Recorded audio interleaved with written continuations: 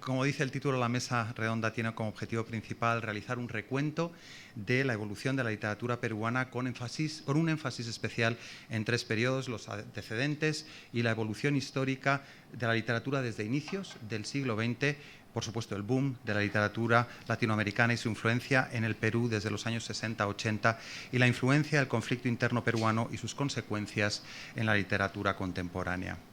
En cualquier caso, la literatura peruana es de una gran riqueza, tiene un desarrollo muy fructífero, especialmente en las últimas 3 décadas, y no solo por la presencia consagrada, entre otros autores, del Premio Nobel a Mario Vargas Llosa, sino también por la de los escritores presentes esta tarde, que son asiduos todos ellos a esta casa, a la Casa de América, y la presencia que hemos mantenido y que hemos querido tener a lo largo de estos 25 años, puesto que estamos celebrando los 25 años de vida, los primeros 25 años de vida de esta institución, y hemos tenido aquí presentes a muchos escritores peruanos, tal como es el caso, y no voy a ser exhaustivo, de Fernando Ampuero, Alberto Bryce Echenique, Miguel Cabrera, Alonso Cueto, Eduardo Chirinos, Patricia de Sousa, Fernando Iwasaki, Fieta Jarque, Julio Ortega, José Miguel Oviedo, José Ignacio Padilla, Liliana Regalado, Julio Ramón Ribeiro, Iván Tais, Yolanda Bácaro, José Watanabe o Gabriela Wiener, por citar solamente algunos. Quisiera darle ahora la palabra al excelentísimo señor embajador del Perú.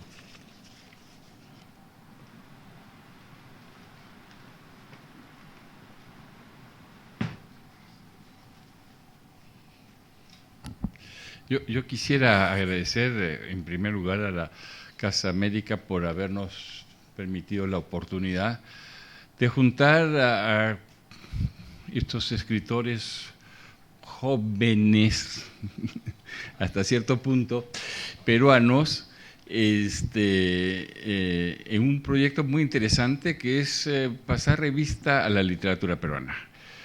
Quizás una de las cosas más interesantes de este conjunto de escritores es que no solo retoman una tradición importante en la literatura peruana, pero probablemente es la primera vez que tenemos un conjunto generacional de narradores. Normalmente la literatura peruana ha sido marcada mucho por generaciones de poetas, y en los últimos años entonces sí tenemos generaciones de narradores. Cada uno con una obra propia importante, cada uno con una obra que nos ha seducido, cada uno además, diría yo, íconos que despiertan entusiasmo, seguimiento y aplausos en eventos tan importantes como las ferias del libro de Lima, y cada uno además con un vínculo especial con España, que es también una novedad en la tradición literaria peruana. Y nada, yo quisiera agradecerles a ellos que tomaron a bien la iniciativa de la Embajada del Perú y quisieron iniciar esto que debería ser un ciclo para conversar sobre la literatura peruana y los autores más relevantes de ella. Muchas gracias a ustedes y muchas gracias a Casa América.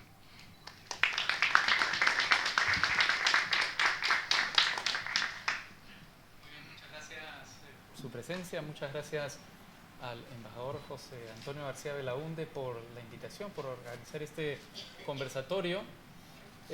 Por lo general pensamos que los diplomáticos son abogados, pero no es el caso de José Antonio. El embajador es especialista en Proust, un gran amante de la literatura de Proust y de la literatura en general, y por eso es para nosotros, o por lo menos para mí, un gran gusto participar de este evento. Gracias, por supuesto, también a Casa de América por acogernos. Yo quería lanzar una serie de ideas para ir de adelante para atrás, para ir de la actualidad, de lo que estamos viviendo, este momento que puede generar mucho entusiasmo en relación a la literatura peruana.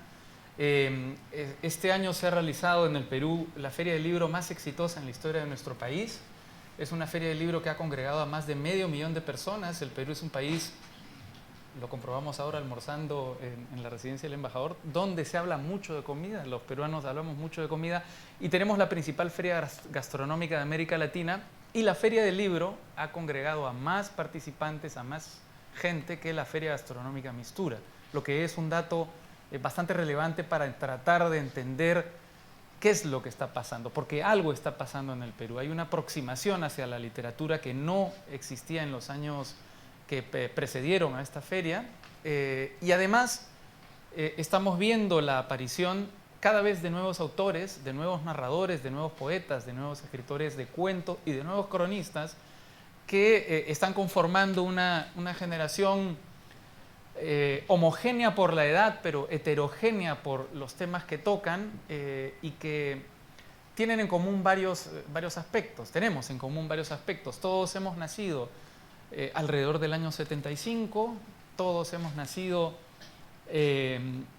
luego del conflicto interno. Esto quizá ya nos da algunas pistas de por qué escribimos, ¿no? Por qué de pronto se produce este fenómeno de tantas personas reunidas por un mismo interés, que es el interés de la literatura. Yo creo que fuimos una generación, la generación del 75, la generación post-conflicto, que debió crecer en sus casas, debió crecer hacia adentro, no hacia afuera, y al crecer hacia adentro nos vimos obligados a construirnos mundos propios, muchas veces a fantasear para divertirnos como niños.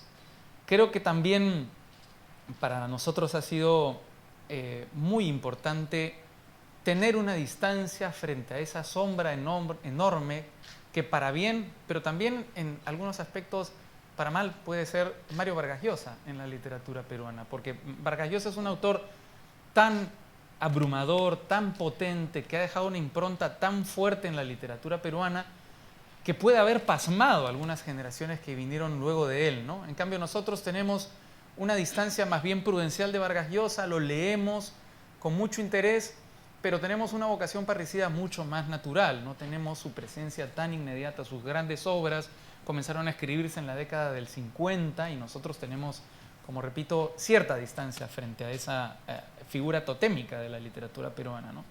Yo creo que también es importante el momento que vivimos dentro del mundo. Creo que vivimos una globalización editorial que nos permite ser autores con un recorrido más allá de las fronteras de nuestro país. Santiago publica una novela simultáneamente en toda América Latina. Renato, con sus últimas dos novelas, ha conseguido un reconocimiento que ha trascendido las fronteras del Perú. Leila vivió en Francia muchos años, ahora vive aquí en Madrid, o a mitad de camino entre Madrid y otros lugares.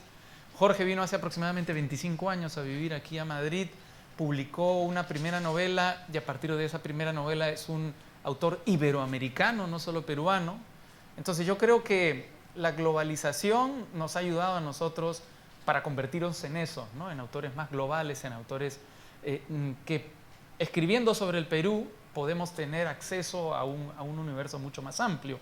Y creo que también la globalización nos ha facilitado algo que es fundamental: un mayor contacto con toda la tradición mundial. No es nuestra visión de la literatura tan limitada y tan ancilar como lo era originalmente, como lo era en los años que precedieron a la aparición de Internet. Ahora nosotros con un clic tenemos acceso a la literatura de Taipei, de Tailandia, de los Estados Unidos más reciente, algo que antes era muy difícil. Había que esperar que las editoriales si se decidieran por un autor, lo tradujeran, lo enviaran al Perú. Siempre Vargas Llosa cuenta que él, por ejemplo, conoció a Faulkner en francés, comenzó a leer a Faulkner en traducciones al francés, no existían traducciones al español. Eso es algo que ya no ocurre. Y al mismo tiempo creo que tenemos la posibilidad de tener contacto no solo con la obra, sino con los autores del mundo. Las barreras son mucho más permeables, son mucho más flexibles. En la Feria del Libro de Lima, por ejemplo, estuvo invitado Richard Ford, algo que en años anteriores era imposible de imaginar, ¿no? O sea, los autores que nos importan, que leemos, ya no son seres lejanos y totémicos, sino son seres de carne y hueso que trabajan como nosotros y a los que podemos acceder. Así que yo creo que eso es, por lo menos es un primer intento de diagnóstico de lo que está pasando ahora. No sé si Leila está de acuerdo y no sé qué ideas puede aportar a esta primera aproximación. Sí, En relación a la cuestión de la globalización, me parece sumamente importante porque no solamente los autores, algunos de los que estamos aquí presentes, hemos podido publicar fuera del Perú, cosa que antes efectivamente era muy difícil, sino que además hay generaciones que se están formando ahora fuera del Perú, pero que son hijos de peruanos que tienen relaciones con el Perú. Pienso en Alarcón, que es el más conocido, como comentábamos hace un rato, que es un muchacho que sale del Perú cuando tenía, no sé, 10 años, una cosa por eso, 9, 10 años, sus padres se instalan en el fondo de los Estados Unidos y este chico crece en ese ambiente y vuelve al Perú cuando termine el colegio y va a hacer un trabajo en un pueblo joven en donde por primera vez va a entrar en contacto con toda esta migración que llegó a Lima como consecuencia de la violencia política y descubre de alguna manera toda la dimensión humana, ese dolor que de alguna manera a él le habían contado pero que no había visto en carne y hueso y que lo encuentra y que le permite escribir su primera novela, que ha sido traducida a muchos idiomas y que además la escribe en inglés y es traducida luego al español, porque él se siente obviamente como una persona que ha vivido toda su vida, que ha tenido toda su educación en Estados Unidos o prácticamente toda, se siente mucho más a gusto escribiendo en inglés, mucho más capaz de manejar el idioma en inglés que el idioma inglés que el español. Pero también hay muchos otros artistas, creadores, pintores, músicos, que son hijos de inmigrantes que están viviendo fuera y que están empezando a producir desde fuera. Entonces hay un movimiento en que lo nacional y lo nacional de fuera, lo nacional de dentro y lo nacional de fuera, de alguna manera están en ebullición y yo creo que eso va a ser muy fructífero.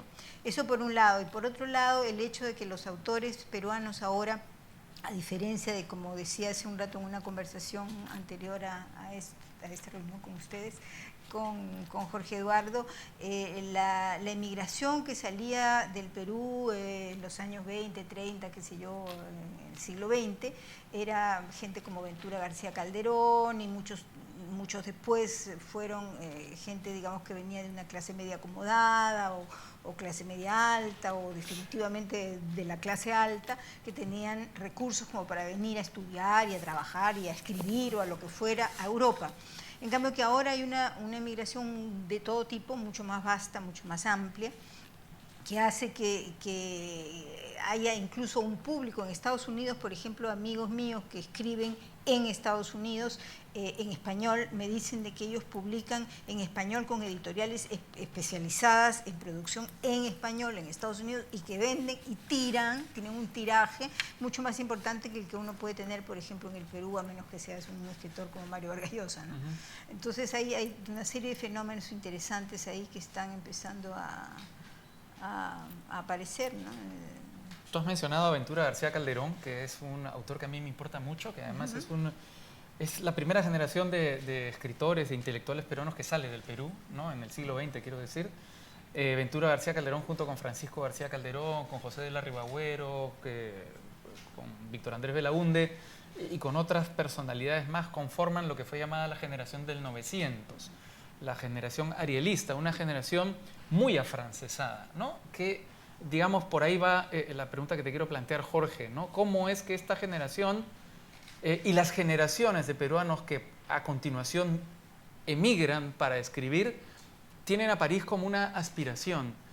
Pero ahora nosotros 5 estamos aquí reunidos porque los 5 vivimos aquí en Madrid, que parece que se ha convertido de pronto en la nueva aspiración o en la nueva capital a la que nos proyectamos los escritores peruanos cuando pensamos en el exilio, ¿no? Sí, buenas noches, muchísimas gracias por venir, muchísimas gracias a la Embajada por esta invitación, por esta posibilidad que siempre nos brinda Casa América para poder encontrarnos. Respecto a tu pregunta, es justo lo que estaba ahora reflexionando sobre lo que ha sido la imagen, no solo para los escritores, los poetas peruanos, sino en general para los escritores hispanoamericanos, que ha sido la idea de París como esa meca, como ese lugar al que llegar y donde poder escribir. No obstante, la realidad no necesariamente ha sido así. Quiero decir que la generación que mencionaba hace un momento Leila Bartet es una generación que pasó por Madrid, que estuvo en Madrid, como el propio César Vallejo, y que hizo de Madrid, como una gran generación de escritores hispanoamericanos, un centro cultural, un centro de ebullición, de verdadera efervescencia intelectual, de intercambio de ideas y de creación, que muchas veces hemos olvidado. Aquí había un poeta peruano, que con mucho entusiasmo organiza actividades, reuniones, y él suele decir que Madrid es la nueva París, ¿no? Dices, no, yo creo que no, que Madrid no ha sido París, pero sí ha existido siempre como un punto muy interesante para que todos estos escritores que luego pasaban hacia París también se reunieran aquí. Yo creo que Madrid en ese sentido ha jugado un papel muy interesante para la literatura hispanoamericana. Lo que ha ocurrido es que nuestra generación, creo yo, la generación de los años 50 y 60, nuestra generación de escritores como Vargas Llosa, Julio Ramón Ribeiro, Alfredo Bryce, etcétera, son escritores que acentuaron nuevamente la visión de París como el lugar donde se iba uno a ser intelectual.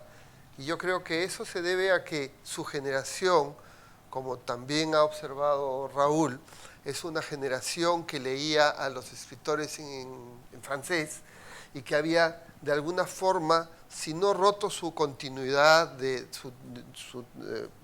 digamos, su relación con España, se había entorpecido por lo que ocurrió, por la guerra civil, que hizo que de alguna forma ese diálogo que había entre los países hispanoamericanos y España se interrumpiera o cuando tal se distorsionara, ¿no? Entonces esta generación de escritores de los años 50 en Perú se encuentra con una serie de circunstancias que también son más o menos y a grandes rasgos comunes a otros países hispanoamericanos, que es un crecimiento muy grande de los núcleos urbanos, una agudización de problemas que tienen que ver con la migración de la gente de los campos a la ciudad y que generan, y a grosso modo, un tipo de perspectiva también literaria distinta. Nosotros tenemos un escritor de esos años que resulta emblemático respecto a este fenómeno, que es Enrique Congrains Martin, que escribió una novela que se llama No una, sino muchas muertes, y que tiene que ver con el proceso de las zonas marginales de unas ciudades que no habían conocido realmente eso. Paralelamente, estos escritores están mirando nuevamente a París por esa interrupción con España, y de alguna forma ellos son los escritores que imbuyen a las generaciones que siguen, como la mía y como la de estos muchachos, en la visión parisina, ¿no?, de la literatura. O sea, yo creo que nosotros no miramos tanto a Raúl porque por su novela y por su cultura le puede interesar Ventura García Calderón, pero creo que nuestras generaciones no han mirado tanto allí, sino a lo que también comentabas tú, a la generación de Vargas Llosa y esa sombra, porque Alfredo Bryce también lo ha sido. Alfredo Bryce también ha sido un escritor muy potente para nosotros, como lo ha sido Ribeiro en los cuentos. Entonces hemos mirado así. Y para acabar, creo que esa visión que han tenido las nuevas generaciones se encontró con un tropiezo en ese camino a París, un feliz tropiezo, quiero decir, en el sentido de que otra vez hemos venido a mirar hacia España. Y es que la crisis, las crisis que se vivió en el Perú a raíz a partir de los años 80, con el terrorismo que vivimos y con una crisis económica probablemente sin precedentes hasta ese momento, hizo que hubiese una migración masiva, ya no solo de escritores, sino de gente que se dedica a otros oficios y que empezó a generar una nueva perspectiva de lo que es la literatura. Yo creo que hay una diferencia entre los escritores que migran a Estados Unidos, por ejemplo, y los escritores que migran a Europa. El escritor que migra a Europa vive en una Europa integrada en una sociedad. O sea, el escritor vive y tiene vecinos y vive en la ciudad, no vive aislado. El escritor que migra a Estados Unidos migra a las universidades, hace una vida académica ahí. Y eso genera dos perspectivas que en el fondo son bastante enriquecedoras. yo creo, Raúl, que eso es lo que nos ha pasado a nosotros, que una serie de circunstancias ha hecho que volvamos a mirar ya no solo a España, sino a otros lugares. Prueba de ello es que estamos un grupo bastante nutrido de personas que somos escritores y que vivimos aquí en Madrid, ¿no? Ahora, pasa algo en los años 80 y en buena parte de los años 90 en el Perú, un país muy deprimido, que vive una crisis económica terrible, una crisis social brutal, una guerra interna, ¿no? Era probablemente el peor país donde uno podía, digamos, proponerse vivir como escritor, ¿no? O sea, en las circunstancias en las que se encontraba el Perú era muy difícil imaginar que uno pudiese hacer carrera como escritor y tentar ganarse la vida como escritor, ¿no? Que me imagino que fue una de las cosas que te animó a venir aquí, Santiago, ¿no? Que aquí veías una sociedad diferente, no se vivía la violencia que se vivía en el Perú, que además era un país que estaba en pleno crecimiento con la integración a la Unión Europea, ¿no? Ahora, es curioso porque hemos tenido muchas conversaciones donde tu visión ha cambiado. Me parece que ahora tú ves más posibilidades en América que las que comienzan, que las que hay aquí, ¿no? Claro, siempre los que vivimos en un lugar criticamos mucho ese lugar y solamente vemos las cosas buenas del otro. Y siempre me pasa con los peruanos que ellos idealizan Europa, que ya no es lo que ellos creen. Y yo idealizo una América Latina que todavía no es lo que debería ser, porque cada uno viene de paso al otro y se impresiona con las cosas buenas. Yo vine a España en realidad por inconsciente. Todos los escritores peruanos que se dedicaban a escribir vivían en España. Nunca conté, porque todos los escritores peruanos que yo conocía que vivían de escribir eran dos. Pero, digamos, se te quedan las historias de los triunfadores y las de todos los perdedores en el camino se olvidan y no sabes. La de los otros 2000 que vinieron, lo intentaron y les fue pésimo y todo. Y los primeros años aquí en España fueron de descubrir que no era Hollywood, ¿no? Que España era difícil, que era difícil vivir de la literatura, inclusive para los españoles, inclusive para los neoyorquinos. Lo que pasó fue que me fue seduciendo mucho esta sociedad, este país, y me fui haciendo parte de él y disfrutándolo ya hace mucho tiempo. Y ahora mismo soy una cosa muy rara. Cuando voy a Perú todos creen que hablo como español. Aquí nadie cree que hable como español. Además, vivo en Barcelona, donde están especialmente interesados con su identidad y siempre sientes que nunca serás suficientemente catalán. Pero vas a Perú y es un país que ya no es el que tú dejaste y entonces mis sensaciones son muy extrañas. Mis ideas son muy extrañas porque tiendo a tener los puntos de vista comparativos entre ambas cosas, mientras que cada uno suele comentar de estar solo en un sitio. Sin embargo, yo sí he visto en estos 17 años, digamos, si fue primero Francia y luego España, la Meca, un suave declive de Europa en general, porque además en estos años Europa ha dejado de ser ese lugar amable y rico que miraba al resto del mundo con curiosidad. Tiene sus propios problemas y los tiene graves, y la gente que lee es gente que piensa y que por lo tanto compra libros sobre los problemas que le inquietan, ninguno de los cuales en este momento están en América Latina. Los problemas de Europa se han vuelto más europeos, leen más europeos. Los temas internacionales que les interesan son de europeos. Rusia es un tema europeo, China es un tema europeo, la yihad, el mundo árabe son temas internos prácticamente y son leídos por su interés interno. Y por primera vez nosotros no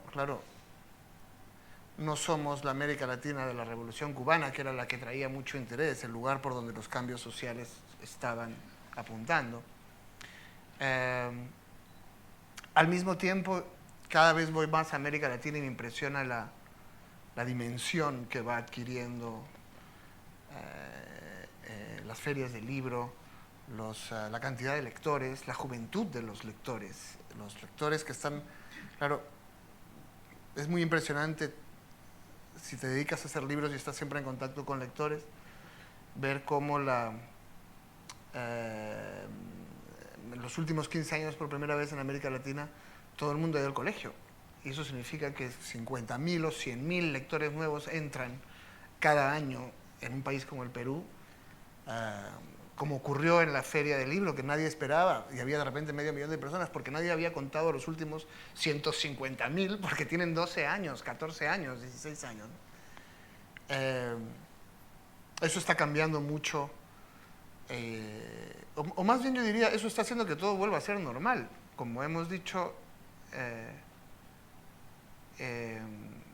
la literatura latinoamericana nace mirando a París. De hecho, siempre me impactó mucho cuando me repitieron en el colegio durante mucho tiempo que Rubén Darío era el primer escritor latinoamericano. Esta es como la frase, el sello Rubén Darío, primer escritor latinoamericano. Y cuando lo leí, sus poemas hablaban de París y de la Grecia antigua. Llamábamos primer escritor latinoamericano al primero que escribía como un francés. Luego, progresivamente, nuestras identidades han ido apareciendo. El foco, digamos, de dónde están los libros y por lo tanto los lectores, se pasó a España. También a Estados Unidos. También Estados Unidos se volvió un foco cultural muy importante. En los años 90, sobre todo. Pero hoy en día empieza a ocurrir que no hay capital, o sea que cada país lee a los de su país, que es en realidad lo que debió ser lo normal y lo que debió ser siempre, ¿no? Nuestra idea de un escritor siempre estuvo asociada a la extranjería, asociada a cosas que ocurrían en países más bonitos, y eso determinó mucho cómo se escribía.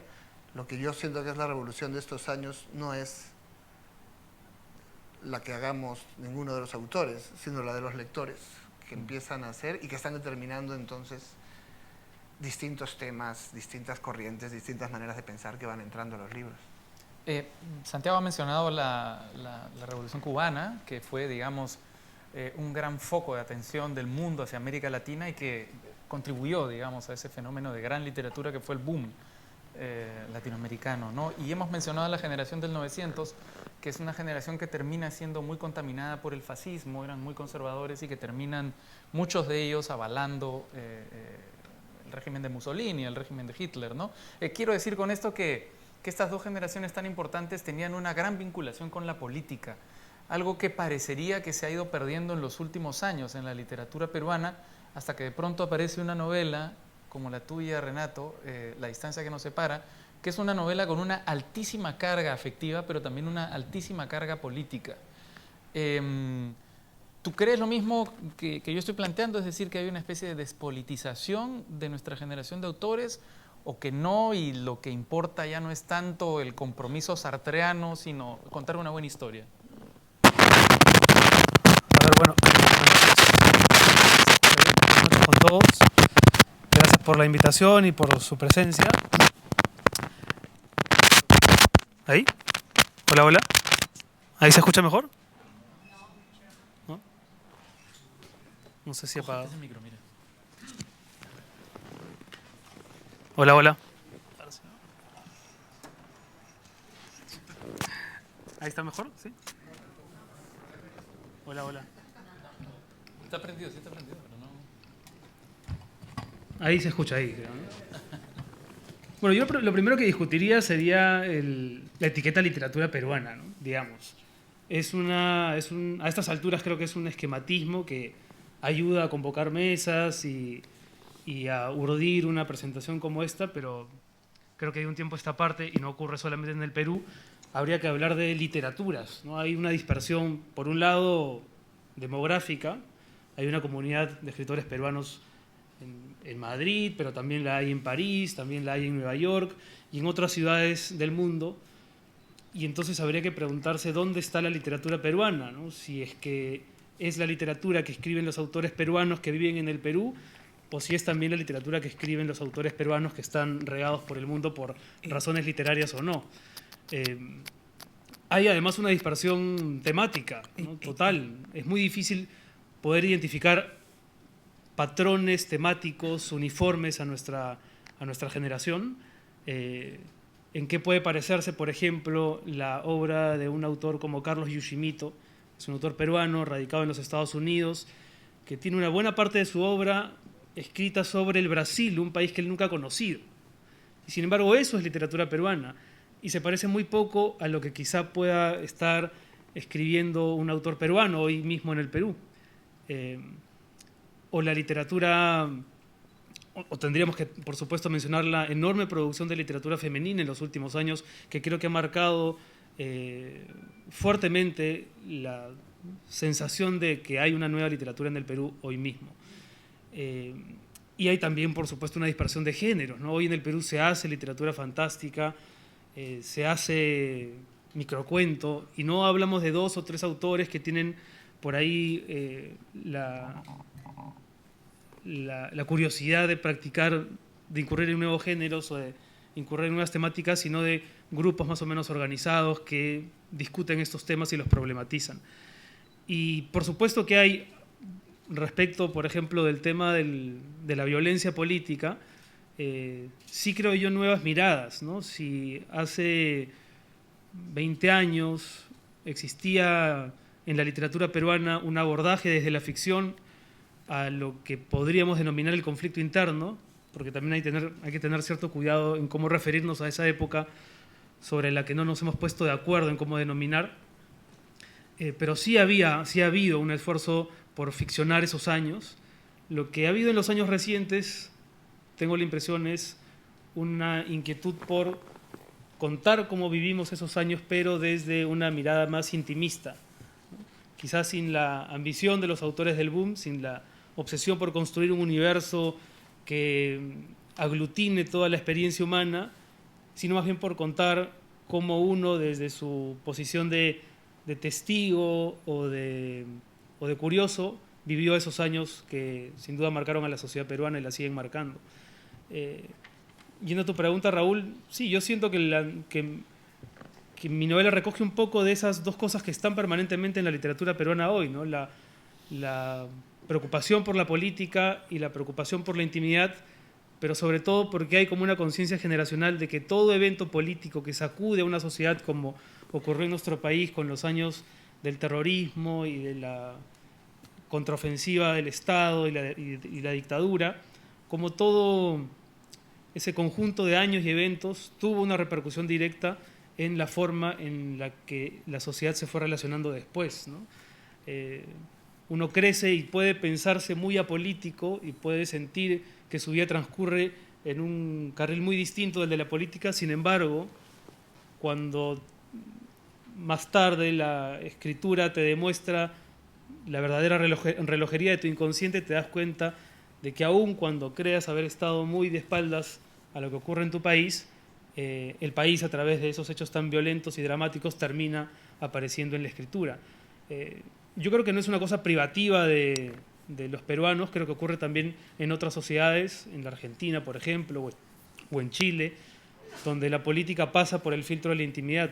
Yo siento que esa es una característica de la literatura peruana hoy, ¿no? No creo que sea la única, pero sí creo que es un rasgo o un nervio que está muy presente en varios de los libros que más se han mencionado en los últimos años. Hay algo que dices pero es interesante, ¿no? Porque este crecimiento de la literatura peruana del que estamos hablando ahora, yo creo que tendríamos que verlo siempre, por supuesto, desde una óptica crítica, no autocomplaciente, pero lo curioso es que a pesar del éxito de la última Feria del Libro, la televisión no tiene cabida para la cultura, no se habla de literatura prácticamente en la televisión. Los diarios cada vez tienen menos páginas dedicadas a la cultura, a la literatura, y cada vez se hace menos crítica literaria, ¿no? ¿O no me equivoco? Estás hablando de España, ¿verdad? No sé cómo lo ven ustedes, es decir, no hay un correlato de esto que nos parece a nosotros un fenómeno tan concreto, por ejemplo, en los medios de comunicación, ¿no? ¿Puedo decir algo? Sí, por supuesto, por favor. Sí, tiene que ver con lo que acabas de decir tú, pero también con un comentario que hiciste hace un momento, Santiago, en relación a tu asombro, porque había muchísima gente en la última Feria del Libro y cómo la gente lee cada vez más y que el número de... Yo simplemente pediría que leas el informe PISA, el informe PISA en relación a la lectura y comprensión de lectura en el Perú. Sí, Es pero que no, yo no estoy muy convencida de que seguimos siendo no los es un fenómeno peruano. peores de la lista. No es pero un somos un fenómeno poco peruano. mejores Creo que las un nuevas año antes. generaciones leen menos, no leen más. ¿Ah, sí? Sí, estoy convencida. Además, no lo digo yo, no es una convicción, no es un acto de fe. Ahí están las cifras, ¿no? No, el informe PISA dice que somos los peores, que ya lo éramos, de todo el mundo conocido, pero que somos mejores de lo que éramos antes, que es algo muy interesante. Las tendencias en Perú venimos de muy abajo, pero crecen. Bueno, yo pienso que se lee poco, que se lee cada vez menos. Es un fenómeno que toca el Perú, pero toca también a muchos otros países. Creo que hay un fenómeno que tiene que ver con los nuevos soportes mediáticos, con una serie de cosas que hacen que la gente de estas generaciones, los jóvenes, no lean, no cojan un libro así para leerlo. Pero ese una fenómeno- tableta y una Yo creo que leer más en bien, tablets, justamente no por sé. eso se lee más en Facebook, en Twitter, en redes Sí, bueno, sociales, en estas cosas, sí. pero se lee peor. Ese es el tema. Sí, yo no. Claro, yo creo No que sería es eso, una ¿no? defensora de la que calidad se, de los que No, no, se todo lee lo peor, pero también es cierto que vamos, en el mundo en general leer, además ficción, ha sido una actividad absolutamente extravagante. Minoritaria O sea, La gente no se ha dedicado a leer, nosotros tenemos esa idea de que siempre se ha leído, pero siempre la lectura de ficción ha ocupado muy poco espacio en la vida de las personas, en algunas circunstancias porque había evidentemente unas condiciones que no permitían sino que la lectura la pudieran realizar unos cuantos. Eso ha sido el enorme progreso de las economías y del mundo que ha permitido que cada vez se incorporen más personas a la posibilidad de leer ficción. Yo solo quiero ¿no? añadir un dato Sí. casi como un paréntesis en lo que tú estás diciendo.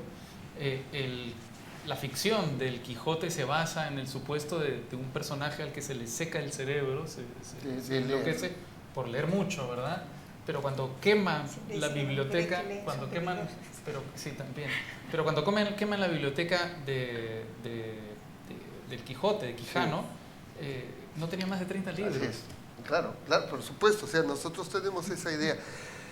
Que ahora hay unas posibilidades infinitamente mayores y que, por ejemplo, en el Perú, como en otros países, haya una entrada al hecho de que se lea más, que es lo que decía Santiago. A mí me parece que es entusiasmante que haya más chicos jóvenes, por ejemplo, en la feria, porque a veces nos olvidamos de eso. No sé si de esos 50.000 lectores que se incorporan, habrá 5.000 que realmente leen, pero siempre es un dato positivo que tenemos que contrastar con otro que es preocupante, pero que es preocupante a nivel global, que es el hecho de que nosotros en general estamos asistiendo a un cambio de las maneras de interrelacionarnos con la lectura y del conocimiento. El esfuerzo que hay que hacer para leer un libro, que es leerlo y concentrarte en él, es un esfuerzo al que cada vez menos gente está dispuesta a hacer por funcionar a través de los hipervínculos de lectura, etcétera, ¿no? Es decir, que se hace una lectura completamente distinta y que, como decía Marshall McLuhan, el medio es el mensaje, claro que sí. La forma de leer también cambia nuestra forma de percibir el mundo. Esa vieja discusión tecnológica entre Platón y Sócrates respecto a que el conocimiento, las palabras se las lleva el viento, decimos nosotros de una manera despectiva, porque el conocimiento oral perdió la batalla frente al conocimiento escrito. Es decir, la vieja idea de que el conocimiento se podía dar a través de hablar en una ágora, en un diálogo, y que era más efectivo que a través del texto escrito, es una idea que perdió, es una discusión tecnológica, la voz contra la palabra escrita, y ahora probablemente estamos cambiando nuestra forma de acceder al conocimiento. Quienes no lo hemos conocido así, creo que en la mayoría de los casos manifestamos nuestro gran desconcierto y también nuestra pesadumbre porque no hemos conocido otra forma de acceder al conocimiento. No quería alejar esto de lo que ocurre en Perú, sino insistir en poner un punto de apoyo para la conversación de lo que ocurre con los lectores. ¿No? O sea, a menos que se vaya a tocar el tema de género, pero si no se toca el tema de género, yo no tengo problema. Un asunto que yo siempre recuerdo es cómo comencé en el periodismo, ¿no? Cómo, para mí, yo comencé a trabajar en una revista que se llamaba La Revista Así, que desapareció hace muchos años, que quedaba en el Parque del Olivar, un parque ahí perdido que es muy bonito en en San Isidro, en uno de los barrios pijos de Lima, digamos, ¿no? Entonces yo todos los días iba a la revista y no sabía la dirección de la revista. Yo tenía 17 años y me bajaba en Avenida Arequipa y entraba caminando hacia el Parque del Olivar y me perdía en las callejuelas del parque. Y en algún momento, a lo lejos, yo podía escuchar, sabía que escucharía en algún momento el murmullo de las máquinas de escribir mecánicas de la redacción de la revista. Y siguiendo ese murmullo siempre llegaba a la revista. El murmullo era un poco como mi guía, ¿no? ¿Qué es lo que quiero decir con eso? Que yo comencé a escribir literatura y a hacer periodismo en una redacción donde funcionaban máquinas de escribir mecánicas, ¿no? O sea, yo creo que finalmente ninguno de nosotros es un nativo digital. Y a veces me pregunto si nuestra mirada tan crítica a este mundo actual, que yo comparto, no es más bien la mirada del sorprendido, ¿no? Del que finalmente no termina de comprender lo que está pasando. No sé qué les parece a ustedes, porque claro, hemos entrado a ese debate que efectivamente está muy presente, pero también yo quisiera aportar un dato que puede resultar menor, que es que, claro, la generación que ahora engrosa, un segundo dato que no tiene que ver con Internet, aunque es la generación de Internet, ¿no? La generación que ahora engrosa la Feria del Libro, estas 150.000 personas, jóvenes, niños, de lo que está hablando Santiago, son una generación que ha crecido con 2 sagas de libros totémicas, ¿no? Y quizá una tercera que sea Juego de Tronos ahora, ¿no? O sea, Harry Potter en su infancia y luego Crepúsculo en su preadolescencia, ¿no? No sé qué preguntar a partir de estos datos que les he dado. ¿Están de acuerdo? Bueno, yo en general creo que siempre le tenemos miedo a las tecnologías nuevas por el riesgo de que cambie cómo aprendimos a hacer las cosas. Pero también ocurrió, Humberto Eco cuenta en un ensayo que con la escritura, los intelectuales, los sacerdotes, que eran los intelectuales de ese momento, cuando la escritura aparece en Egipto, son los primeros que no quieren escritura, porque piensan que si la gente empieza a leer, ya no va a querer recordar cosas. Y se oponen a esto porque atenta contra la memoria. Cuando aparece la imprenta, que también lo hace Humberto Eco en El nombre de la rosa, es este momento en que se rompe este momento que cuenta esta novela en el que la iglesia concentra todo el conocimiento. Cuando aparece la imprenta todo el mundo puede ir por ahí leyendo, lo cual es profundamente subversivo. Entonces siempre hay un grupo de poder del que formamos parte nosotros en algún momento que se asusta porque está perdiendo el poder, pero al final siempre las nuevas tecnologías han terminado siendo democratizadoras de la lectura y de las ideas. Creo que, de hecho, la televisión cuando yo era chico era satanizada como una cosa que iba a acabar con nosotros y que iba a absorber nuestro cerebro y destruir nuestras ideas. Ahora ya nadie piensa en la televisión. De hecho, la televisión se ha vuelto como cultural. Todas las series son consideradas el nuevo producto cultural. Y ya nadie se asusta por la televisión porque todos estamos dedicados a insultar a las redes sociales y a las nuevas tecnologías. Y cuando aparezca una nueva nos parecerá que Twitter era genial, pero esta nueva... Yo más bien, quizá porque, como tú dijiste, crecí encerrado durante toda la violencia de los 80, pues crecí en una casa en la que había muchos libros y solo había libros y tele barata además, porque estaban prohibidas las importaciones, eran todas series enlatadas americanas malísimas, telenovelas. 5 canales. 5 canales, y Betamax, VHS, las películas que podías. Y creo que en lo que escribo se nota mucho que mi cultura viene de ambas cosas, viene de los libros, pero de toda la cultura visual que yo consumía todo el día porque no podía salir de mi casa. De hecho, para mí, mucho de lo que venía en las pantallas tenía mucho más que ver con mi vida, porque había mucha de la literatura, era real, maravillosa, o hablaba de París con gran frecuencia, se escribía mucho de París en los autores que leíamos en los 80, y ni París ni lo real maravilloso se parecían a mi vida. Lo que se parecía a mi vida eran los thrillers, la hora macabra, la dimensión desconocida, las historias de miedo. Eso tenía mucho más que ver en un entorno en que crecías con miedo, en que podías morir en cualquier apagón y lo sabías. te resultaba ciertamente reconfortante leer una historia de miedo y saber que se iba a acabar cuando cerrases el libro o apagases el televisor, ¿no? Yo tengo mucha influencia de eso, como mi tema es el miedo y voy explorándolo de diferentes maneras, en thrillers, en novelas negras, muchas cosas de género que vienen de esta formación, y por eso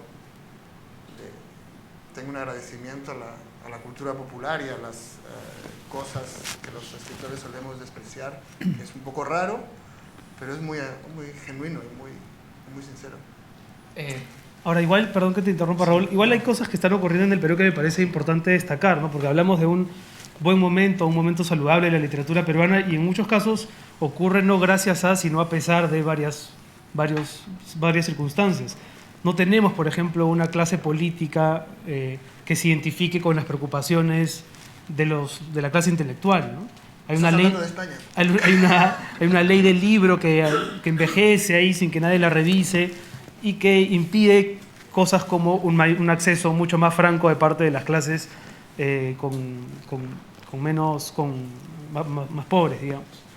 Pero por otro lado, hay un florecimiento de librerías. Lima debe ser la única ciudad de Latinoamérica donde al año se abren más librerías de las que se cierran. Pero por otro lado, es un fenómeno centralizado, porque no hay en otras ciudades tantas librerías como en Lima. De hecho, hay ciudades muy representativas del Perú donde no hay una sola librería. Estoy pensando en La Selva, por ejemplo. Pero, ¿qué hay en las librerías? Porque yo he estado efectivamente en muchas de las librerías pequeñas que abren por aquí y por allá, y muchas de ellas lo que tienen son libros de cocina, naturalmente, y libros de turismo, una que otra obra por ahí, un bestseller que sale, pero no tienen una oferta, digamos, literaria muy completa. Entonces son librerías, sí, son librerías, pero con un sesgo comercial muy marcado. Han aparecido en los últimos años algunas, digamos, que sí llevan obras literarias al público, y eso me parece que hay que saludarlo. Por otro lado, la piratería, que es un flagelo con el que hemos convivido al punto de que en el Perú la piratería prestigia, ¿no? Y termina siendo un prestigio social más que una actividad ilícita que hay que penalizar. Se ha venido controlando muchísimo. Hace 7 años, por cada libro original se vendían 8 piratas. Hoy la relación es 1 a 1. Ha bajado, digamos. Estamos a un camino hacia la legalización, ¿no? Había un momento en que la piratería era... Me contaron la historia de un editor pirata. Un editor pirata que no editaba cualquier cosa. Thomas Bernhard y cosas así. No se le ocurrió. Un editor pirata con gusto. Claro, también. O sea, pero sí que es creo que ahora que decían lo de las librerías, a mí me asombraba ver que Lima es una ciudad, pues no sé cuántos millones de habitantes. 10 millones. Y las librerías estaban en torno a un parque, ¿no? El Parque Kennedy, que es un parque central, y había 4 o 5 librerías.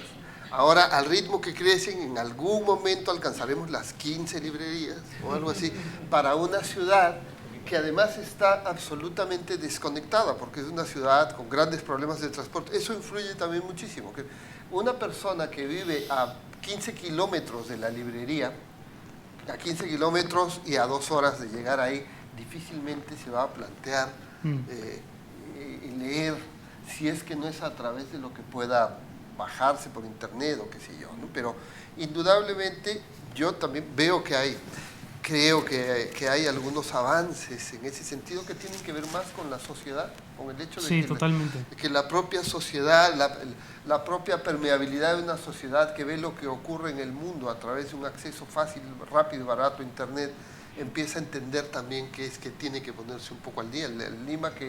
El Perú que yo dejé, claro, en los años 90, que era sin correo electrónico, yo estaba más cerca de Carlomagno que de Peter, por supuesto, para venir a España.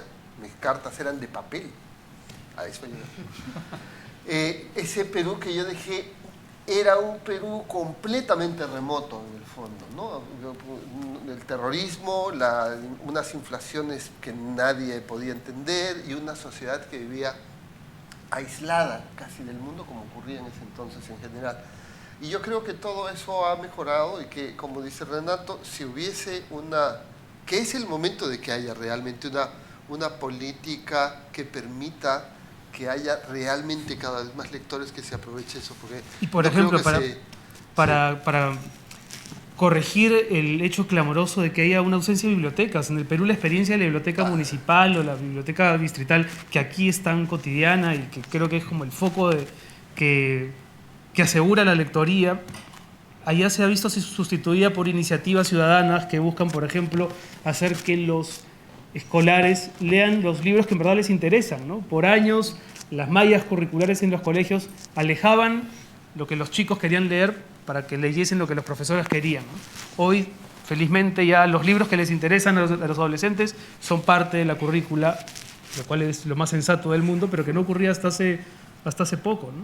Bueno, hay algo que a mí me parece muy interesante del cambio y me interesa mencionarlo porque hemos hablado poco de libros en realidad, y es que justamente, por pequeño que sea el crecimiento o lo que sea, está generando una cantidad de libros que no había antes, un volumen de libros, y en los últimos años yo siento que se está releyendo la historia peruana, que se está reescribiendo toda la historia peruana. Cuando yo estudiaba en la universidad no había biografías, por ejemplo, no había casi historias reales de nadie de los que hubiese hecho nada en la historia de ese país. Los libros eran para universitarios y por lo tanto sí había ensayos sociológicos y análisis,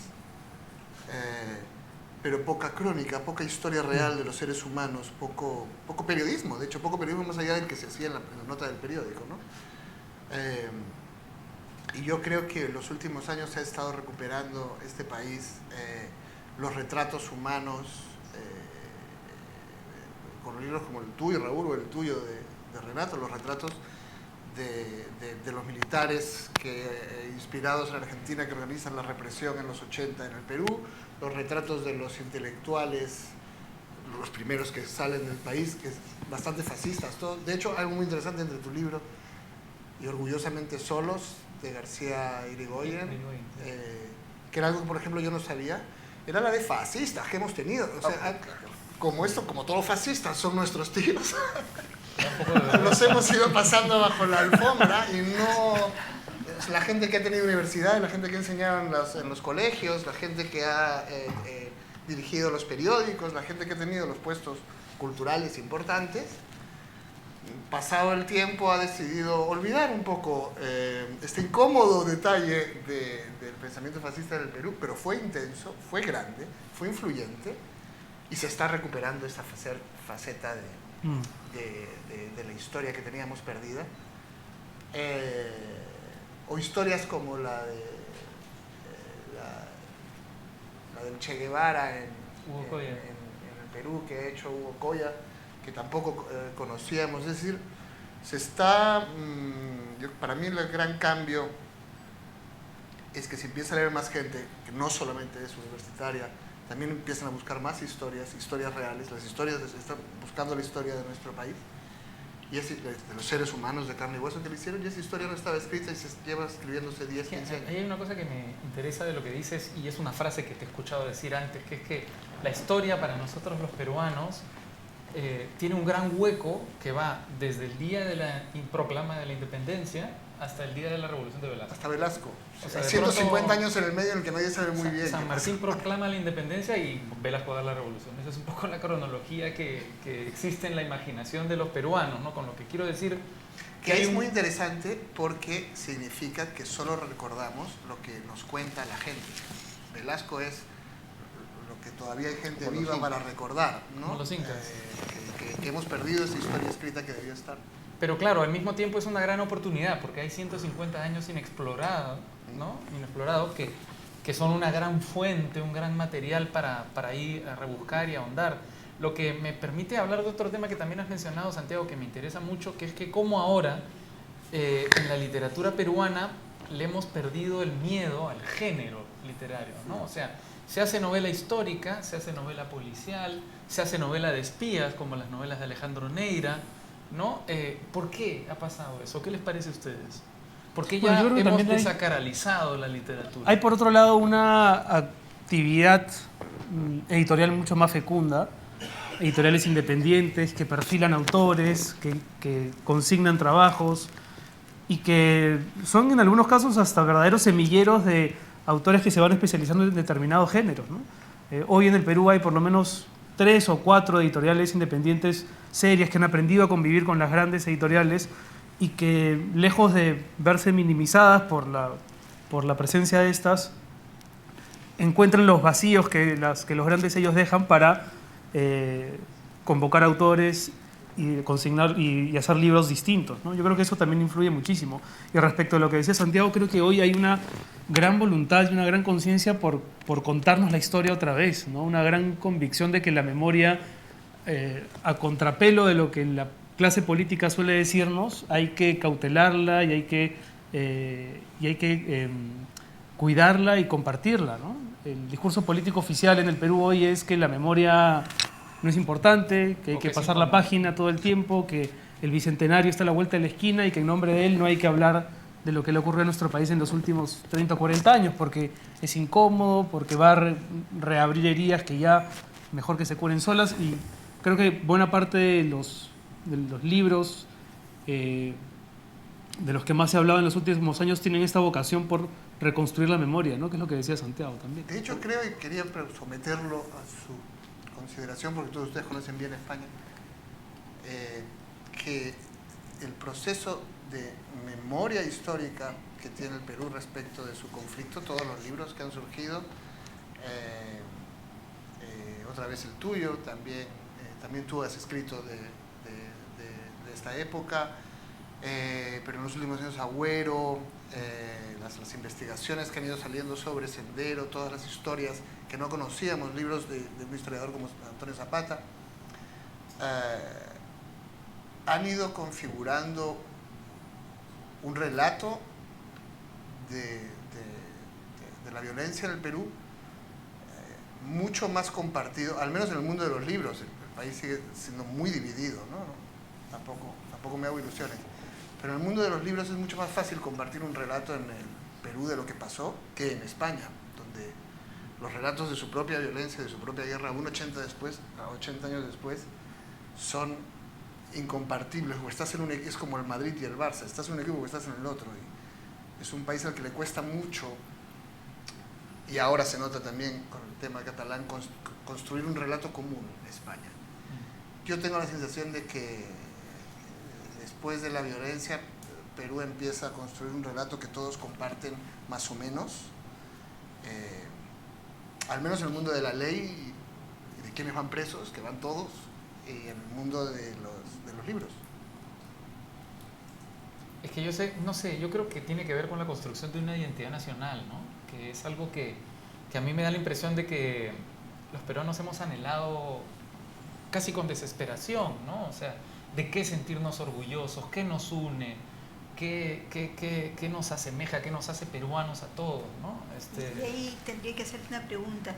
Sí. ¿Tú crees que se ha avanzado en la construcción de una identidad nacional en el Perú? Es una pregunta complejísima. Creo que cualquier respuesta sería, a priori, sería incompleta, pero yo creo que algo se ha comenzado a explorar. O sea, que ahora se habla mucho más de eso que hace algunos años y que por lo menos nos hemos atrevido a comenzarlo a discutir. Creo que es insuficiente. Creo que la pregunta de Leila hay que responderla después del partido del jueves, cuando sepamos si Perú va al Mundial y toda nuestra identidad por años irresuelta quede de sopetón. Pero lo que quiero configurada. decir es que, por ejemplo, a nosotros no nos da vergüenza sacar nuestra bandera, a nosotros no nos da vergüenza decir, ahora no nos da vergüenza decir te amo Perú. De hecho hay una especie de campaña social de muchas personas para que nos sintamos orgullosos por el hecho de ser peruanos, ¿no? Sí, es un país que se ha reconciliado consigo mismo. Sí, y yo creo que eso tiene un correlato en la literatura. Y en ese sentido quería plantearles un tema que a mí me parece fundamental, que es que si ustedes, dentro de su obra, se plantean también una visión de país, o sea, si ustedes quieren plantear una visión de país en sus propias obras. No sé, Leila. Bueno, es que mi caso es un caso un poco especial. Yo he vivido muchísimos años fuera, incluso el periodo en que teóricamente viví en el Perú, tampoco viví todo el tiempo en el Perú porque mi padre era funcionario internacional, entonces durante mi infancia también viví mucho fuera. Por lo cual hay temas que me parecen sumamente importantes y creo que la mayor parte de los escritores que están aquí han abordado de alguna manera en algún momento de su obra, que es el de la violencia política, los años de la gran violencia en el Perú, directa o indirectamente. Y ese es un tema que yo apenas sugiero casi como metáfora en algún cuento como Teriyaki, por ejemplo, ¿no? Pero no me atrevo a entrar en ese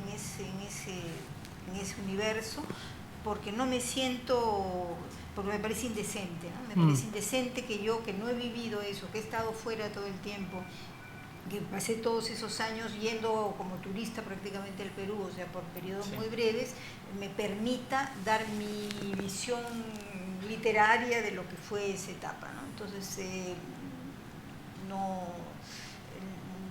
mis cuentos son unos cuentos que son muy transversales. Tengo cuentos que ocurren en Mauritania, sí, son muy cosmopolitas. en lugares muy... en París, en Cuba, yo qué sé. Algunos puede ser que ocurran en el Perú, pero puede ser que ocurran en cualquier otro lugar también. O sea, no están localizados de alguna manera, ¿no? O sea, por eso digo que mi caso es un caso un poco especial, no creo que sea muy representativa de lo que escriben, ni de lo que escriben las mujeres si entramos al tema de género, ni de lo que escriben los escritores en general. Las escritoras peruanas, y solo voy a decir un par de palabras porque en el tema de las escritoras, salvo en un breve momento se ha evocado como que tienen una presencia que vale la pena recordar. Hasta los 80 es cierto que se oía poco hablar de las escritoras peruanas, no porque no las hubiera habido antes, hay más de una que de hecho dejó una huella importante en la literatura de los años anteriores, desde el final del siglo XIX, pero digamos que no había un grupo importante, un movimiento importante. Recién en los 80 empieza primero con la poesía, y la crítica italiana Giovanna Minardi, no sin razón, dice que probablemente la poesía, que fue el primer espacio que ellas ocupan, fue elegida porque de alguna manera era menos transgresiva como forma literaria que la novela. O sea, se asocia más con la delicadeza, con lo que debe hacer una mujer. Una mujer que escribe poemas es mejor que una mujer que escribe novelas, ¿no? O sea, socialmente era más aceptable. Por eso empieza en ese espacio, a pesar de que ahí también va a ocurrir una pequeña revolución, porque entrados los 80 empieza la poesía de gente como Carmen Ollé, como Doris Novisato, que además no solamente es de poesía erótica, sino poesía erótica lesbiana.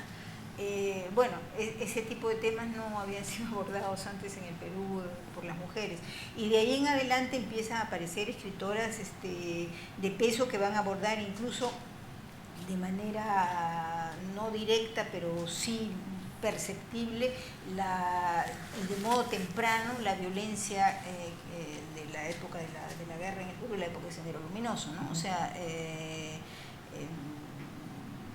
yo diría que la tensión política, incluso cuando no se menciona lo de Sendero Luminoso, está presente en Laura Risco, en Jimena de Dos Caminos. Ahí es una niña que cuenta, ¿no? Es una primera persona y es una niña la que cuenta, pero hay una violencia social tan inmensa contenida en esa novela que de alguna manera yo diría que es un preludio a lo que podía ser después la literatura sobre la violencia en el Perú, ¿no? Entonces, creo que es importante seguir esa literatura escrita por mujeres, porque creo que es muy... Y que ahora tiene grandes representantes. Ahora tiene, justo traje la novela Claudia de esta Salazar, chica, Claudia ¿verdad? Salazar, La sangre de la aurora, que es una Sí, excelente novela. Ella es profesora en la Universidad de Nueva York, y tiene además en esta edición, tiene un comentario, dos comentarios importantes, uno de Amelia Eltitz, que es una escritora chilena que además es crítica literaria y profesora en Nueva York, y de Antonio Muñoz Molina, que también, que ustedes deben conocer, es un conocido escritor español, que también hace un excelente comentario de esta novela, y hay muchas otras. Pero Claudia Salazar, también Katia Dawi, y por supuesto no podemos dejar de mencionar a Gabriela Wiener. Jorge, no sé si tú ¿Qué responderías a esa pregunta? Bueno, estaba pensando, aparte en esto que es muy interesante, de la literatura que se está haciendo ahora, de mujeres, ¿no? de escritoras que cada vez, no es que no hayan estado, lo que ha contado Leila a mí me parece interesantísimo, porque han estado, pero ahora tienen una presencia cada vez mayor, con obras realmente valiosas. Creo que hay una verdadera incorporación de la perspectiva de las mujeres en las novelas, que es más incluso que en la poesía, ¿no? Las escritoras que han mencionado tienen obras realmente, bueno, y gente más joven como Jennifer Sonday, por ejemplo, también. Tú has mencionado a Katia Dawi, está Karina Medrano, ¿no? Karina Pacheco. Y fíjate, mi vacilación al respecto va hacia lo que tú preguntabas de la construcción de nuestra literatura. Yo vivo hace mucho tiempo aquí, demasiado ya, ¿no? Como para hacer un seguimiento de lo que ha sido la literatura peruana como a mí me hubiera gustado, porque no se puede. Y yo nunca hice un trabajo, mis primeras novelas y casi hasta las últimas las he escrito sobre el Perú, porque creo que cuando uno se muda a un sitio, llega físicamente, pero su cabeza y su alma llega después. Uno sigue pensando en los temas que tenía allí.